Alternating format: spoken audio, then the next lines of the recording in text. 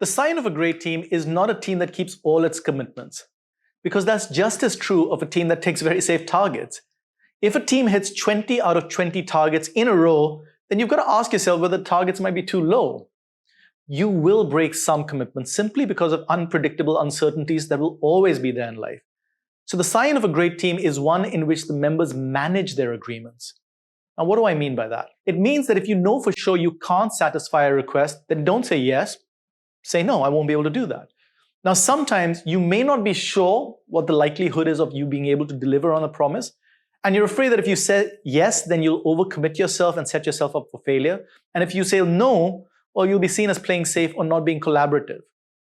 Right? Managing agreements also means that you can always say, let me check and I'll get back to you. And when you say you'll get back to someone, always give them a time by when you'll get back to them and get back to them exactly at that time. If you just say, yes, I'll get back, then it creates uncertainty and they might feel you don't consider their concern as important and are just procrastinating on it. And if someone simply says, I'll get back to you, then you might want to do a polite check to see if they can give you a time by when they'll get back to you. Managing your agreements means that if you realize you're not going to keep a commitment to someone, then you inform them as soon as you realize that. And you ask if you can renegotiate a new agreement. You may even want to do something else to make up to show that they and your word are both important to you. If you ask someone to do something for you and you realize that you don't need them to do it anymore, you inform them as soon as you realize, to save them the effort. This is what you expect to see in a high-performing team. You may not be able to keep all your commitments, but with some practice, you can manage almost all your agreements. So what do you do if someone in your team or even outside your team breaks a commitment to you? What does it mean to hold someone accountable? Lots of people use that term and very few can really pin down what they mean by it. Holding someone accountable doesn't mean firing them or shouting at them or giving them a low rating or making them feel bad or scared. Now, you may decide to do any or all of those things, and that's a separate conversation, but we're going to talk you through a process of handling conversations with people who have broken their commitments to you. And this is what we mean by the phrase holding people accountable. The first step is to check if you actually have a broken commitment. There may be a misunderstanding. So when a coachee misses a coaching call, I don't send him or her a mail saying, you missed your coaching call. I say, according to my calendar, we had a coaching call booked at this time, but I didn't hear from you, so I wanted to check if you missed the coaching call or maybe I made a mistake with my scheduling. Now, once you establish that a commitment was broken, then the second step is to understand why the commitment was broken. There may be a very good reason. There was an emergency medical situation and they had to rush a family member to hospital, for example. So first, listen with 100% empathy to what happened.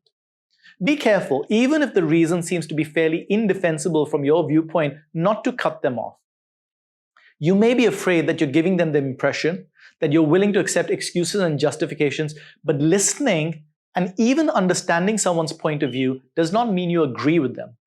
Hear them out completely.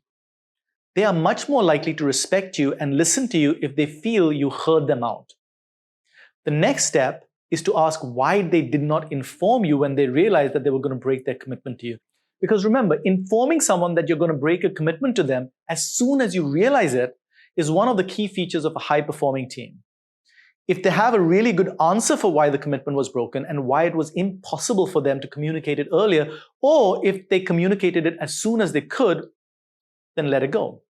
You've heard them out patiently. Sounds like they did everything they could. Just move on. Figure out what are the next steps and make a new agreement. However, if the answers are not reasonable, point out that a commitment was broken and share the consequences that that broken agreement had and how you feel about their actions in this regard. You may even ask for them to make up for it in some way, if appropriate. Then have a deeper discussion to identify the root causes that led to the breakdown. This may be a conversation with a lot of open questions and exploring and perhaps even some coaching thrown in. Once you feel you found a solution to the underlying breakdown, then reach a new agreement that both of you feel confident about it's going to happen.